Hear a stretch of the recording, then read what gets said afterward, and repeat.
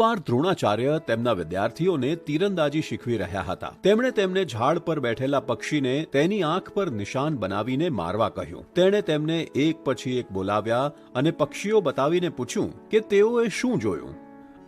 હું નદી અને વૃક્ષ જોઈ શકું છું.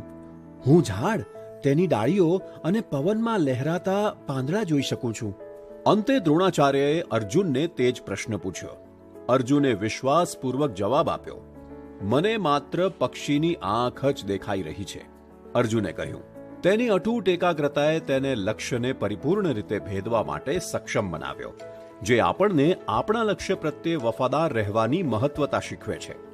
આજે એક રોકાણકાર તરીકે તમે સમાન ચુનૌતીનો સામનો કરી રહ્યા છો.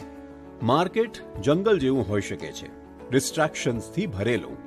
માર્કેટની અસ્થિરતાઓ, સેન્સેશનલ હેડલાઇન્સ અને ઇમોશનલ રિએક્શન્સનો ડેઇલી નોઇઝ તમારા વિઝનને ક્લાઉડ કરી શકે છે. પરંતુ અર્જુનની જેમ તમારે ધ્યાન કેન્દ્રિત કરવાની જરૂર છે. નોઇઝ પર નહીં, પરંતુ તમારા નાણાકીય લક્ષ્યો પર. ડિસ્ટ્રેક્શન્સને નજરઅંદાજ કરીને અને તમારા લોંગ ટર્મ પ્લાન પર આધાર રાખીને તમે તમારા નાણાકીય સપનાને સ્ટેપ બાય સ્ટેપ મેળવી શકો છો.